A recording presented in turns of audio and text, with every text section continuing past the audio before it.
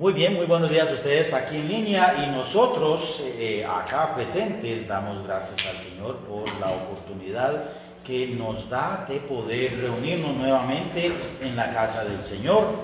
Y habíamos empezado, no es una serie continua, pero sí hablar acerca de la Navidad. Estuvimos viendo en Mateo acerca de la historia, dice la historia del nacimiento de Jesús fue así. Ahora vamos a ver en Lucas capítulo 1,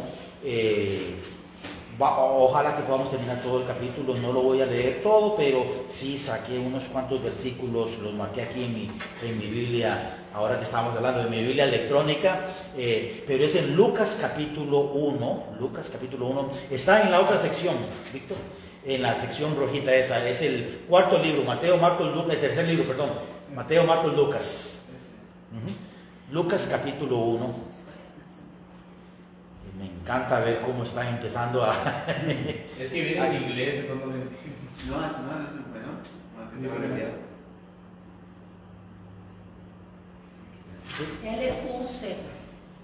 LUC, Lucas.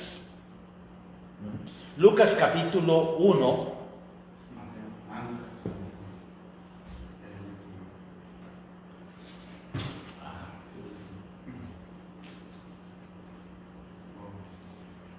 Mateo, Marcos, Lucas.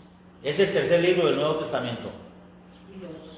Mateo, Marcos, Lucas. Sí. La forma que si quieres ayúdales, dale. Sí. El capítulo son los números grandes. Esa es una de las cosas que aquí está. Mira, lo abrió bien.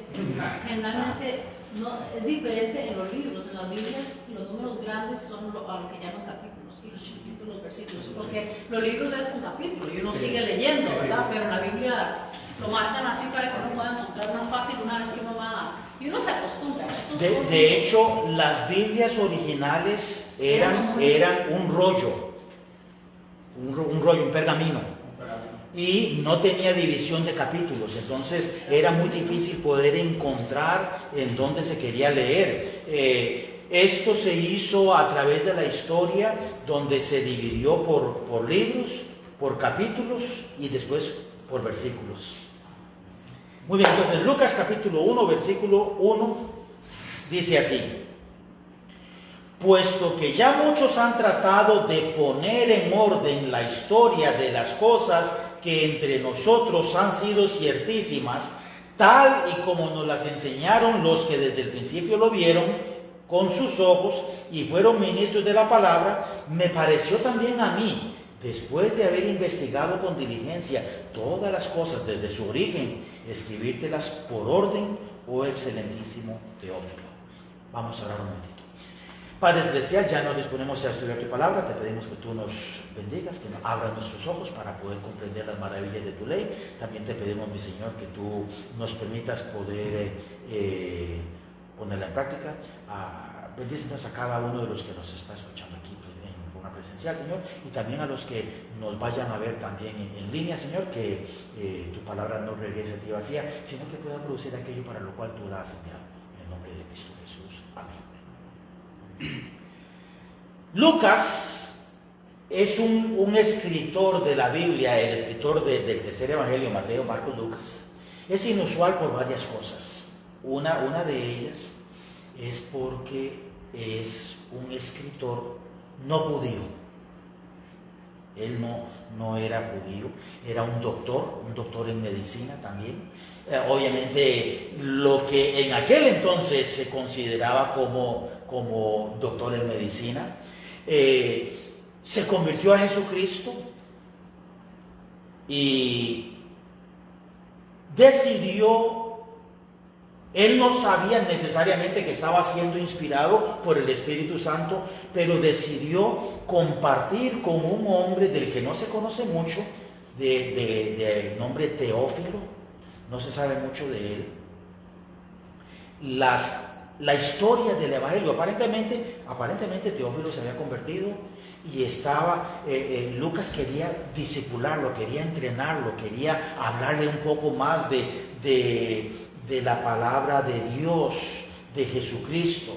Entonces le dice, quiero hablarte. Ya muchos han intentado poner en orden la historia de estas cosas que entre nosotros han sido ciertísimas. ¿Qué edad tenían ustedes cuando sucedió el 911? El ataque en las Torres Gemelas. Yo tenía como 20, creo. 20 años. En el 2011. 2001, perdón, 2001. Yo Sí. tenía Un año. No, 3 años. 3 años. 10 años. Entonces, si te puedes acordar, yo me acuerdo bien, mi esposa se acuerda bien. Vos, ¿qué te vas a acordar? No, Nada. Se compuso las gemelas, ¿se acuerdan? ¿Sí? Entonces, yo les puedo decir a ustedes lo que yo estaba haciendo. David se acuerda lo que ella estaba haciendo. Ella me llamó, Fran, ¿oíste? Que un avión se estrelló. No. Inmediatamente encendí el tele. No, y ya cuando estábamos hablando, me dice ella, yo le dije, David, se estrelló otro avión en el Pentágono. Y ya después, otro avión cayó, ya entonces, no fue un accidente, fue un ataque terrorista. Entonces, para nosotros, esas cosas las pudimos vivir y las recordamos. Para ti, tienes que depender de lo que te podamos decir nosotros, de lo que puedas ver en los libros de historia, en los archivos de video, porque para ti no fueron ciertísimas. Y en cierto sentido, para nosotros no fueron ciertísimas. ¿Por qué? Porque nosotros dependimos de las noticias. Pero las personas que estaban en el edificio y que oyeron el estruendo, ¡pum! ¿Qué pasó? Y que oyeron que se estaba quemando. Las personas que estaban en la parte de arriba les recomendaron, no intenten bajar, nosotros vamos a subir, vamos a intentar apagar el incendio porque toda esa zona está incendiándose. Si ustedes intentan bajar, se van a encontrar con las llamas. Y la gente que estaba arriba, en los pisos de arriba, 10, 15, 20 pisos, no sé cuántos pisos tenía esa torre, pero eran inmensas, bajando. Para ellos esas cosas fueron ciertísimas. Entonces, si quisieras oír una historia, o si quisiéramos oír una historia real,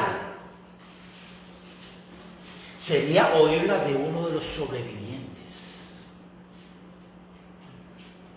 De decir, si estábamos trabajando y en eso vimos un estruendo y sentimos que era como un terremoto, y después empezamos a oler el humo, y entonces empezamos a llamar al 911 y no podíamos entrar, que las llamadas entraran porque estaba atiborrado 911 con miles y miles de personas llamando. Y después yo logré bajar, pero tenía unos amigos que trabajaban, o mi mamá o mi papá o mis hermanos trabajaban en los pisos de arriba, e intenté llamar y ya no oía.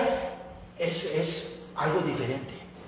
Aquí Lucas quería poner en orden las cosas que otros pudieron ver.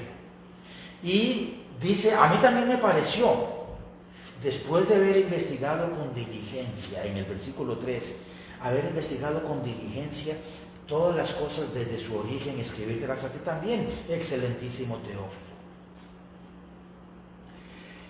Entonces, Lucas no fue que, sí, ok, muy bien, voy a escribir esto.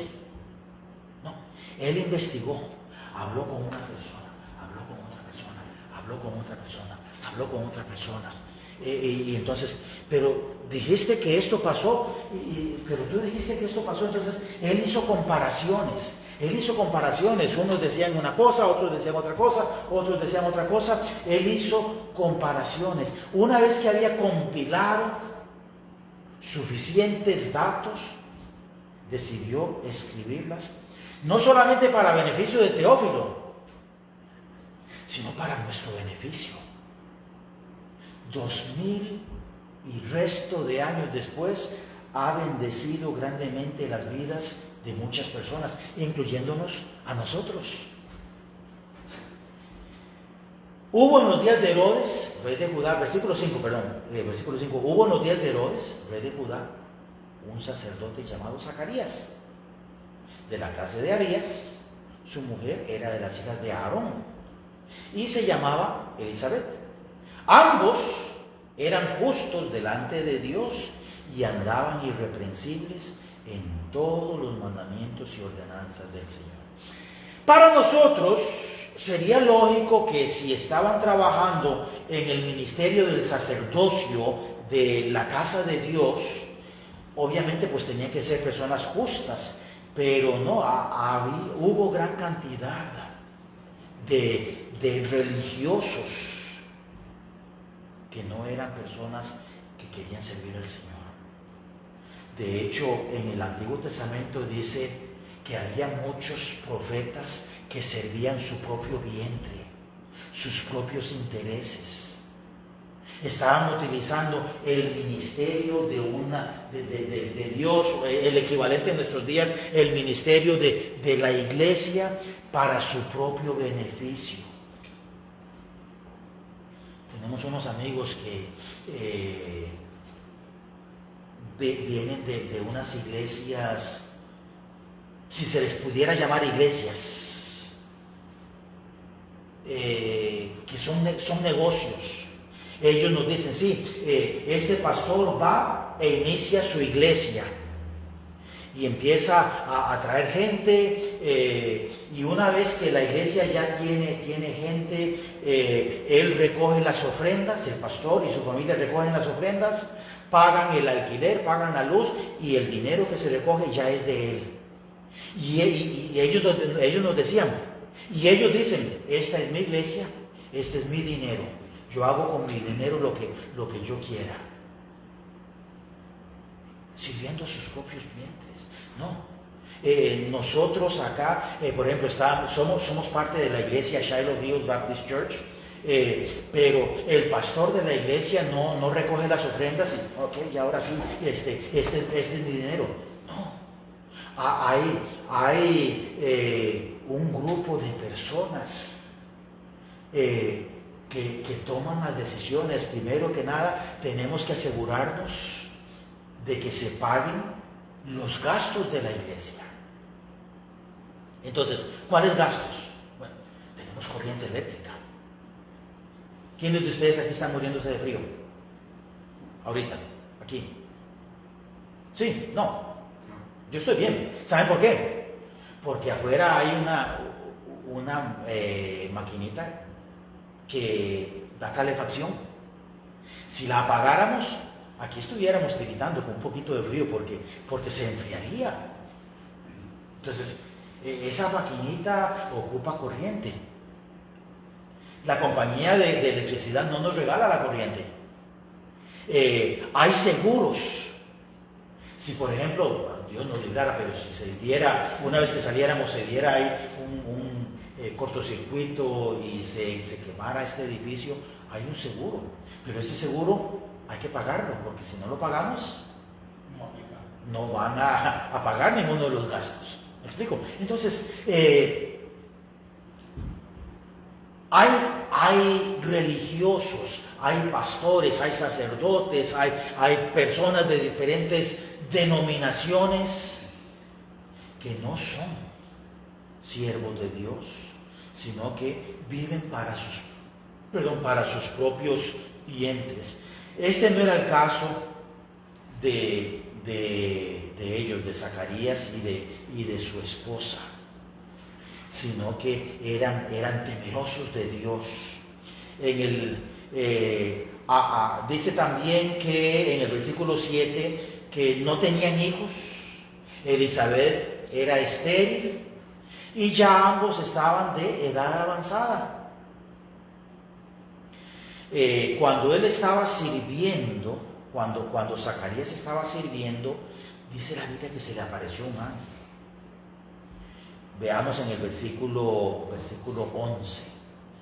Y se le apareció un ángel del Señor, puesto en pie a la derecha del altar de incienso. Y se turbó Zacarías al verle y le sobrecogió temor. Voy a contarles un poquito acerca de lo que había estado pasando. En el Antiguo Testamento se terminó el último libro y hubo un periodo de cerca de 400 años en donde Dios no le habló a ningún profeta. Entonces hubo un periodo de cerca de 1000 y resto de años que Dios estuvo escribiendo la Biblia desde el Génesis hasta el Apocalipsis, pero hubo un periodo entre los dos testamentos, entre el Antiguo Testamento y el Nuevo Testamento, que Dios no habló. Fueron cerca de 400 años. En este periodo estaba el sacerdote Zacarías y repentinamente se le presentó un ángel de Dios. No sabemos, de acuerdo con Hollywood, con las películas, se aparece el ángel de Dios y su piel y su vestidura brilla. No sabemos exactamente cómo se vería un ángel. La Biblia nos enseña de que tienen apariencia de varón, no tienen apariencia de mujer. Y por alguna razón en la tradición muchas veces son ángelas y no ángeles, aunque la Biblia nunca habla de un ángel con apariencia de mujer, sino todos tienen apariencia de varón. ¿Qué pasaría con nosotros si estamos aquí hablando y de un pronto a otro en esta silla apareciese alguien? ¡Hey! Bienvenido, ¿cómo estás? No, ¿qué pasó aquí? Se apareció alguien repentinamente, de la nada. Eso fue lo que le pasó a Zacarías. Él estaba solo, ministrando en la mesa del incienso. Y repentinamente al lado derecho se le aparece un varón, un ángel. Y el varón le dice: no tengas temor. ¿Cómo no voy a tener temor? Acabas de aparecer de la nada. Acabas de aparecer, ¿cómo que no voy a tener temor? Pero le dijo, bueno, vamos a leerlo en el versículo 14. Bueno, el versículo 13 dice: pero el ángel le dijo: Zacarías, bueno, este desconocido conoce mi nombre, no temas. Voy a intentar, pero sí, no tengo temor, porque tu oración ha sido oída y tu mujer Elizabeth te dará a luz un hijo y llamarás su nombre Juan. ¿Cuál Juan? El Bautista. Juan el Bautista, el primo de Jesús. Juan el Bautista. Y tendrás gozo y alegría, y muchos se regocijarán de su nacimiento. ¿Del nacimiento de quién? De Juan el Bautista. Porque será grande de Dios, delante de Dios. No beberá vino ni sidra, y será lleno del Espíritu Santo, aún desde el vientre de su madre. Imagínense, un bebecito lleno del Espíritu Santo, dentro del vientre de su mamá. Y hará que muchos de los hijos de Israel se conviertan al Señor Dios de ellos. ¡Wow! Qué hermoso sería tener un anuncio de Dios de que uno de nuestros hijos o una de nuestras hijas va a hacer que una gran cantidad de México, por ejemplo, se convierta a Cristo de todo corazón. una gran cantidad de personas en Estados Unidos se conviertan a Cristo de todo corazón. Una gran cantidad de personas de Costa Rica o del país de donde sean ustedes, que un hijo de ustedes sea la herramienta para que una gran cantidad de personas de su país se conviertan de todo corazón a Jesucristo. Esta fue la profecía.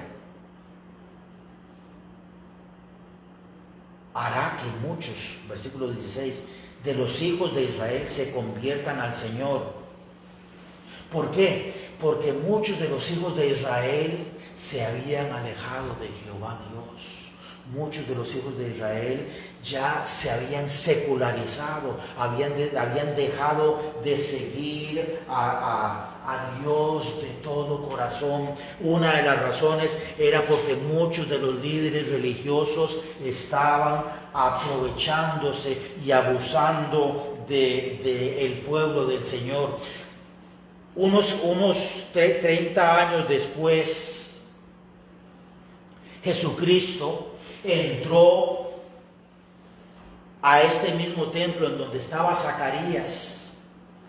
¿Y sabe qué le dijo Jesucristo? Ustedes han hecho de la casa de oración una cueva de ladrones. Los religiosos habían hecho de la casa de Dios una cueva de ladrones, un lugar donde la gente compraba y vendía, y yo les intentaba vender a ustedes algo sumamente caro que no servía, que no era correcto, y ustedes intentaban venderse entre ustedes, y todo el mundo haciendo, como dicen en México, negocios chuecos. En Costa Rica diríamos negocios por debajo de la mesa, intentando vender cosas como muy buenas cuando no eran buenas, o como muy buenas cuando eran normales. Julio y yo estábamos hablando de uno de los equipos de, creo que era o Arabia Saudita, que cuando ganaron les ofrecieron un Rolls Royce a cada uno. Entonces me dice Julio, ¿cómo cuánto cuesta un Rolls Royce? Bueno, vamos a ver, Rolls Royce, valor $300,000, $400,000 cada uno. Pasa y le sobra un poquito. Una casa normal, ¿verdad? Sí. Un carro a cada uno.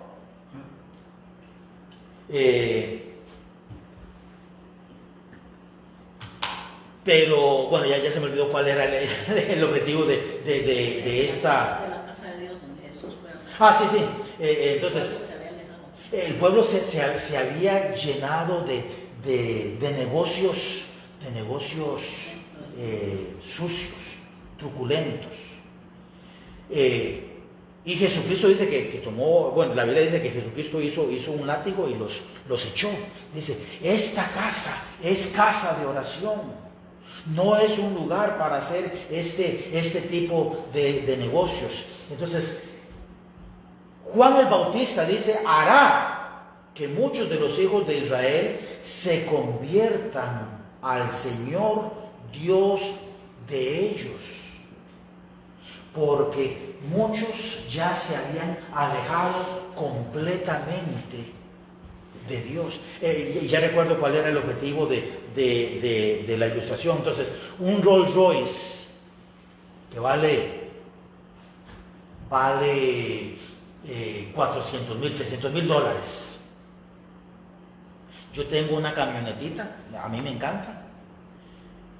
Pero si yo intentara vender esa camioneta en $100,000, estaría intentando desfalcar a alguien, porque no vale esa cantidad de dólares. Pero si además de esto estoy en la casa de Dios y me siento con Julio, con Víctor, y le digo, no, es que esta camioneta es especial, esta camioneta, y de hecho esta camioneta vale $200,000, pero se las estoy ofreciendo en $100,000. Entonces, Peor todavía, 1, soy cristiano. 2, soy pastor. 3, estoy en la casa de Dios. 4, estoy intentando en la casa de Dios desfalcarlos.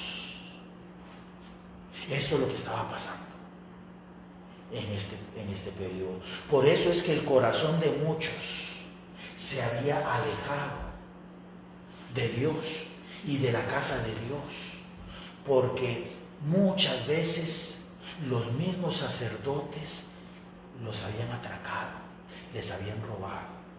Entonces dice, Juan hará que el corazón de muchos se convierta al Señor. Versículo 17. E irá delante de él con el espíritu y el poder de Elías para hacer volver los corazones de los padres a los hijos y de los rebeldes a la prudencia de los justos, para preparar al Señor un pueblo bien dispuesto.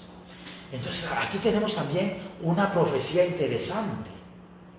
E irá delante de él, ¿de quién? Del Mesías, de Jesucristo. Él iba a ser el precursor, o sea, iba a ir delante del Rey de Reyes y Señor de Señores.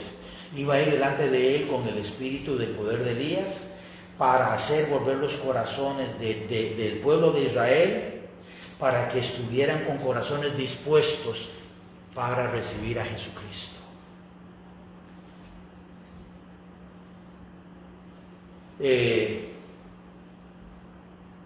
Zacarías le responde de una manera que yo no lo puedo culpar, porque yo posiblemente que hubiera respondido de una manera muy similar. Zacarías dice, pero yo ya soy viejo y mi esposa pues también. De hecho ya mi esposa sufrió la menopausia, ya ella no puede tener hijos. Versículo 19 dice, respondiendo el ángel le dijo, yo soy Gabriel, que estoy delante de Dios y he sido enviado a hablarte y a darte estas buenas nuevas. La palabra o la frase buenas nuevas es la misma palabra para la palabra evangelio. Evangelio significa buenas nuevas, o sea, buenas noticias. Literalmente podría haberse traducido, yo soy Gabriel y he sido enviado para darte este evangelio, estas buenas noticias. ¿Cuáles buenas noticias? De que tu esposa va a quedar embarazada y tu hijo va a vivir delante de Dios y va a convertir las almas de muchas de las personas en Israel que han sido traicionadas por los religiosos, por los sacerdotes, por los pastores, para que regresen a los caminos de Dios.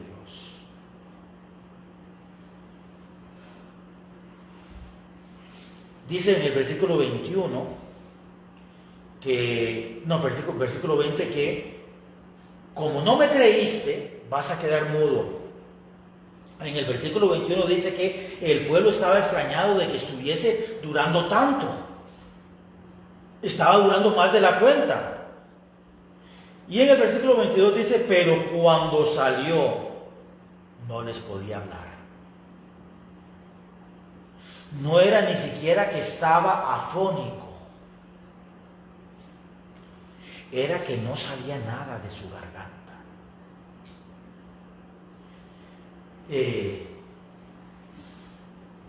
La mudez tiene varios grados.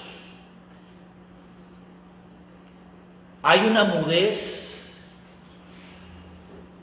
que es basada en el hecho de que las personas son sordas. Cuando una persona es sorda, de niño, desde pequeño, no logra aprender a hablar, porque la forma en que nosotros aprendemos a hablar es ¿cómo? Escuchando. Como no escuchamos, no aprendemos a hablar. Yo tenía un amigo de infancia, era sordomudo.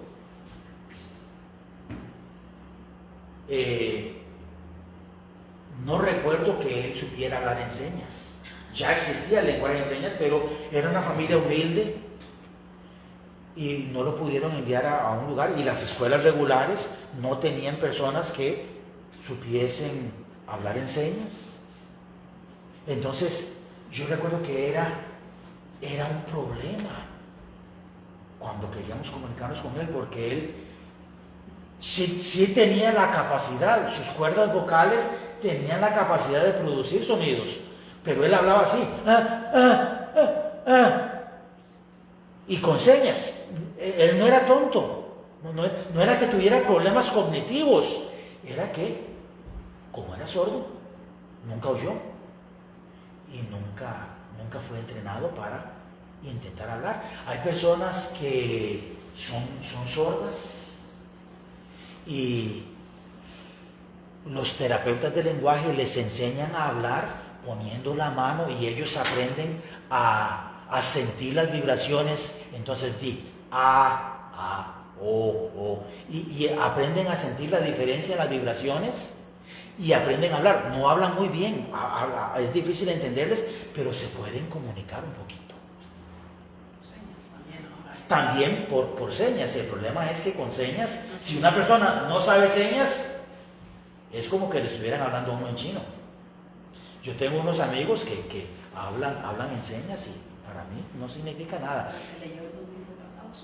Ajá, la que estuvo ayudándonos a leer, su hijo también tenía problemas de audición. No, creo que no era totalmente sordo. Era totalmente sordo. El implante. El implante cócleo. Sí. Chiquito andaba ahí, yo me acuerdo. Hablando. Entonces,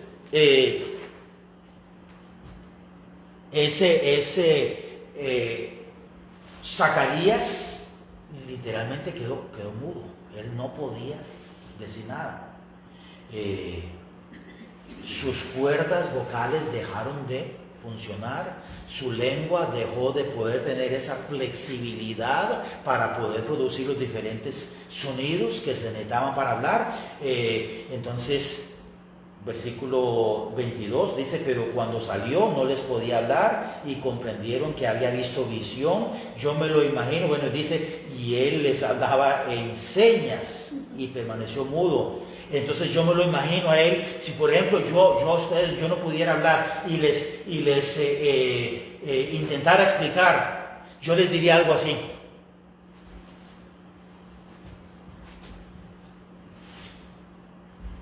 Nos pueden textear hoy en día. Sí, y estaba intentando comunicarles de que se le apareció un ángel. Ellos le entendieron. Cumplidos los días de su ministerio, se fue a su casa, porque tenía que permanecer en el templo sirviendo todos los días. Durante el periodo que le correspondía a él, regresó a su casa. Y en el versículo 24, después de aquellos días, concibió su mujer Elizabeth, quedó embarazada.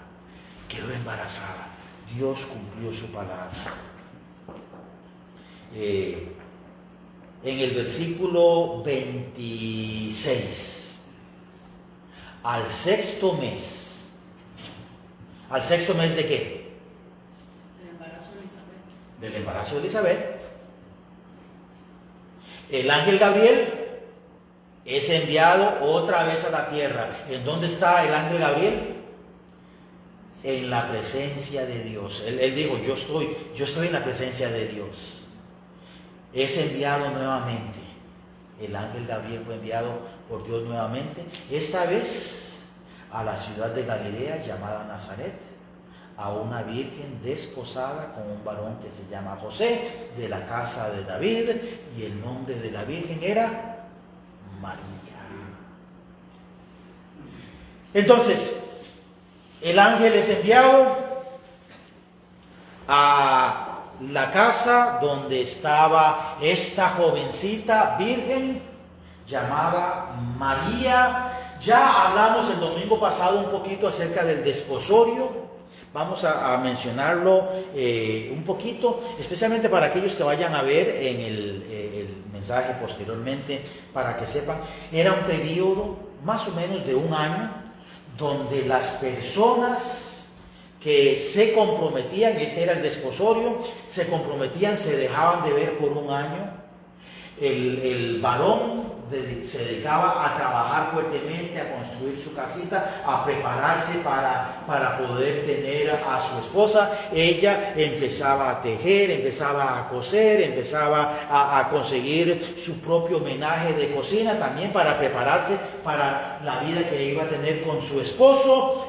Durante este periodo en el cual no se veían, o si se veían, era en situaciones muy controladas, ella quedó embarazada. Y de acuerdo con lo que nos dice Mateo, José quería dejarla secretamente.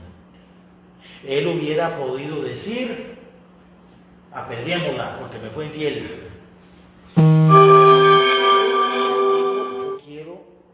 No quiero hacerle daño, vamos a reunirnos mi familia y la familia de mi esposa o de mi prometida, y yo se las voy a entregar y ustedes hagan lo que quieran. Ella está embarazada, no es responsabilidad mía, no es hijo mío.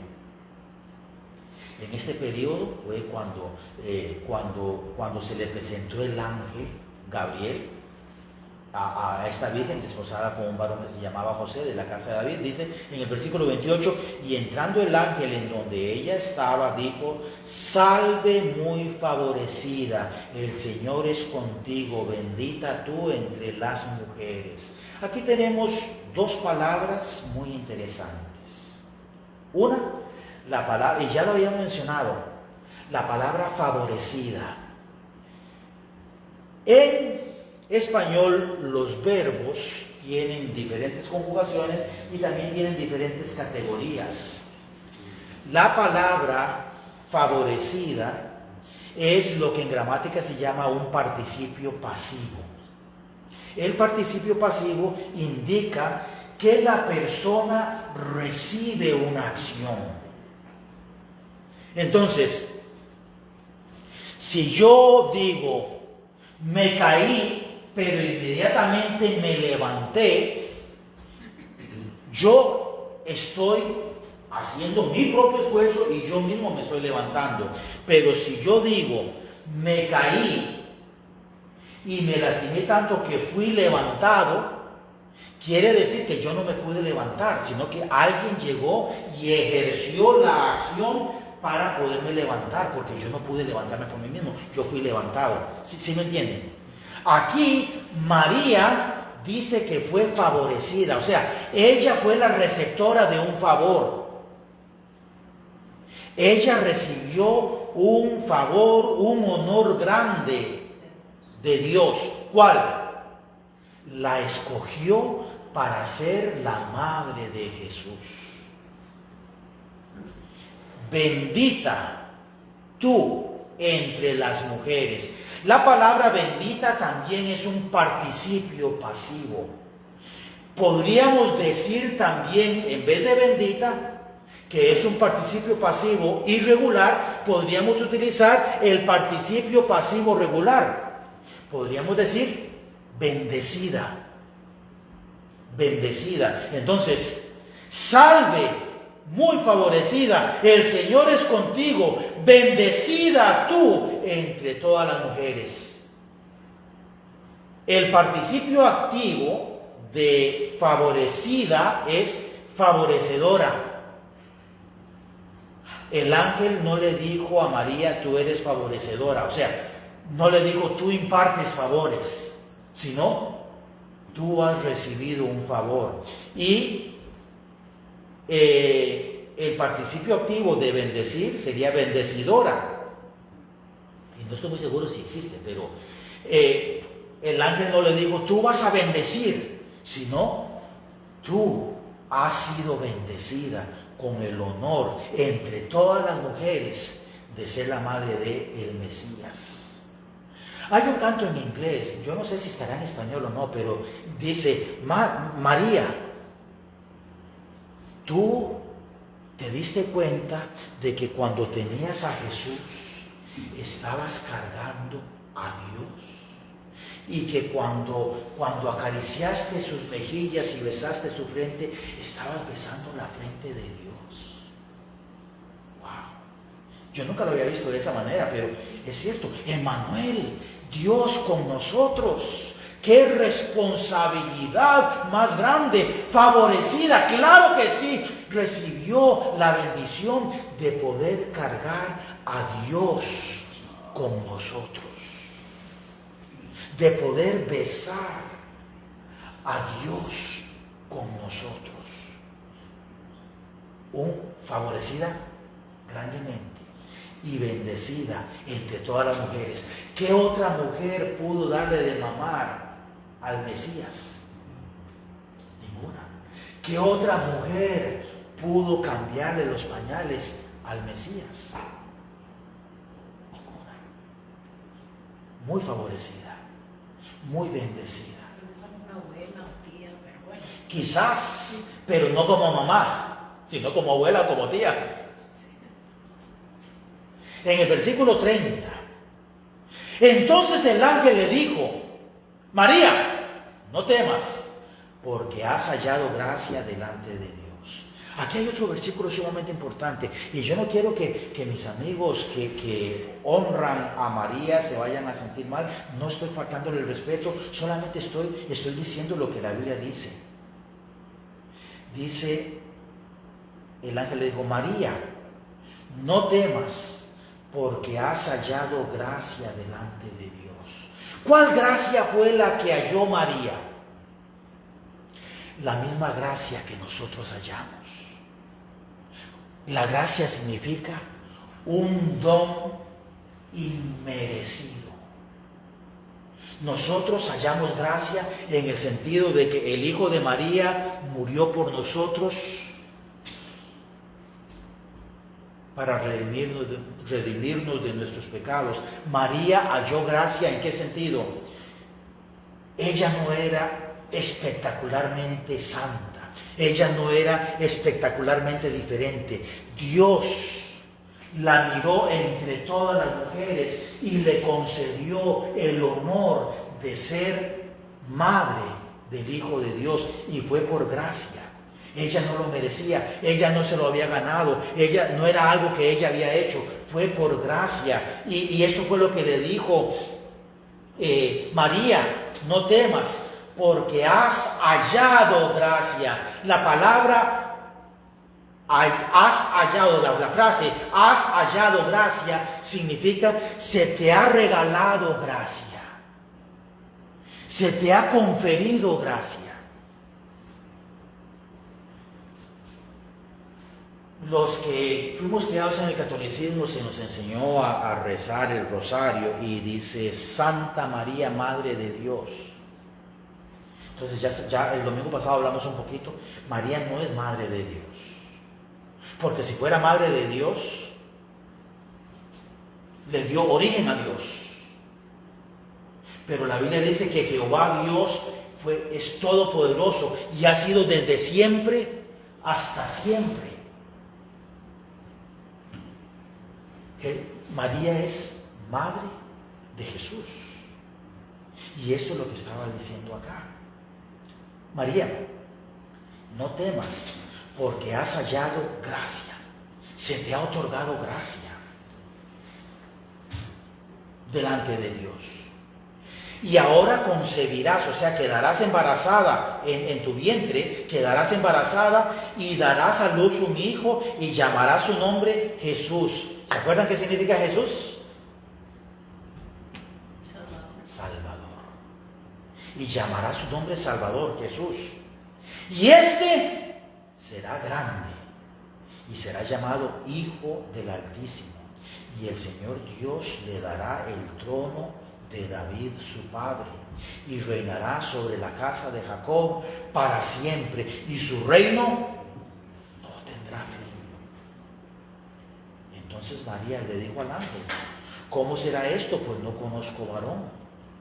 O sea, no he tenido relaciones con ningún hombre. Yo estoy separada, estoy desposada con José, pero yo vivo en mi casa y él vive en su casa. No hemos tenido relaciones. ¿Cómo va a ser esto? Versículo 35 dice: respondiendo el ángel le dijo: el Espíritu Santo vendrá sobre ti, y el poder del Altísimo te cubrirá con su sombra, por lo cual también el santo ser que nacerá de ti será llamado Hijo de Dios. Versículo 37 y 38, porque nada hay imposible para Dios. Nada hay imposible para Dios. Versículo 38, entonces María dijo: he aquí la sierva del Señor, hágase conmigo conforme a tu palabra. Y el ángel se fue de su presencia. ¿Qué hubiera pasado si María hubiera dicho: no, yo no quiero, yo amo mucho a José y yo sé que José no va a querer aceptar que yo quede embarazada del Espíritu Santo, escoge a otra?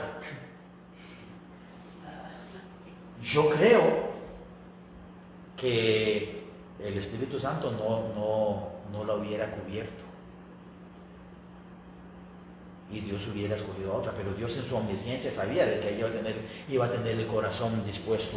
Pero María utiliza una palabra interesante: la sierva, o sea, la esclava. He aquí la esclava del Señor, la sierva del Señor.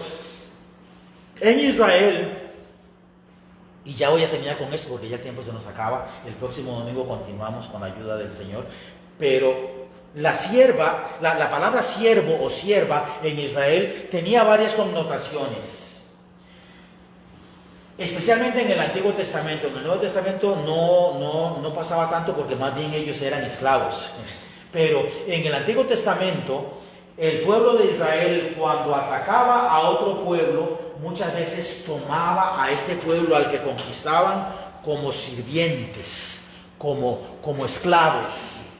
Estos esclavos eran esclavos de por vida, a no ser que esta nación se pudiera liberar y pudiera escapar. Pero también habían los esclavos que eran por deudas. Entonces, vamos a suponer de que yo le pido a Julio un dinero prestado. Y resulta que me va mal en el negocio y no lo puedo pagar, y Julio dice: pero mira, me debes mucho dinero. Entonces yo le digo: mira, te dejo a una de mis hijas como sierva, te la vendo como parte de la deuda. Y dice: sí, pero es que no, dos de mis hijas, es que aún, bueno, tres de mis hijas, no, es que aún así me debes mucho dinero. Bueno, a mi esposa también, es que aún, bueno, yo también. Entonces, todos los 5 pasamos a ser siervos tuyos. Y resulta que mi familia dice: se dio cuenta que Fran tuvo que venderse para pagar una deuda.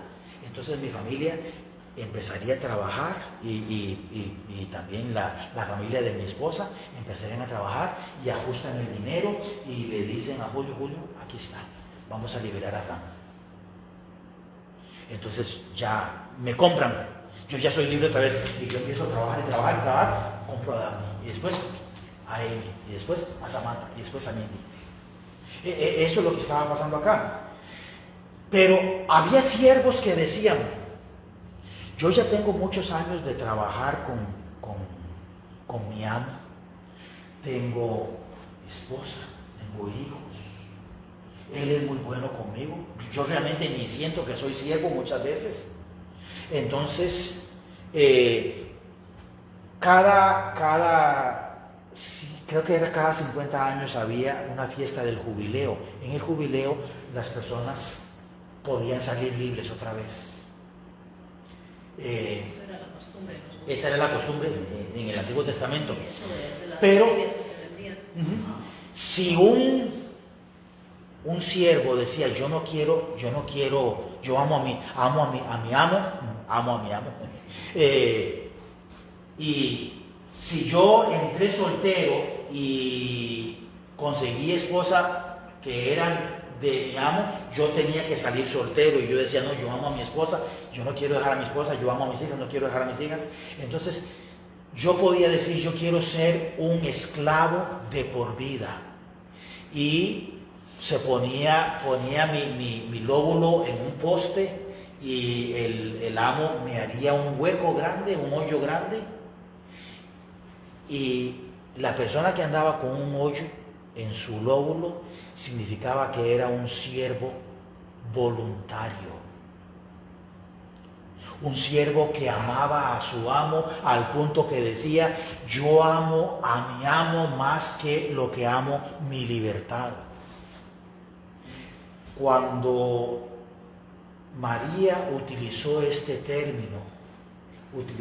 mismo término, ella dijo: yo soy una sierva voluntaria y amo a mi amo más que lo que amo mi libertad. Amo a mi amo más que lo que amo a mi prometido. Amo a mi amo más que lo que amo mi reputación. O sea, a Dios. Y por eso fue que dijo: he aquí la sierva voluntaria. Aquí está mi oreja, orádala, hazle un hoyo y hágase conmigo conforme a tu voluntad. Conforme a lo que tú quieres para mi vida. Y así debemos de ser nosotros, cada uno de nosotros que hemos comprendido el amor que Dios nos ha tenido. Debemos de decir: hágase con tu siervo, hágase con tu sierva, conforme a tu voluntad. Vamos a orar. Padre bendito, ya nos disponemos a finalizar este tiempito en el cual hemos estudiado tu palabra. Te damos las gracias, oh Dios, porque es viva y eficaz y más cortante que toda espada de 2 filos. Te pido, mi Dios, que no permitas que regrese a ti vacía, sino que pueda producir aquello para lo cual tú la estás enviando. Gracias por cada uno de los presentes, gracias por los que nos están acompañando y nos van a acompañar en línea. Que tu palabra pueda encontrar cabida en sus corazones y que pueda producir ese cambio. Si hay alguien que no tiene a Jesucristo, que pueda aceptarte como Salvador personal. En el nombre de Cristo. Amén. Muchas gracias por acompañarnos. Ustedes también bendiciones muy ricamente.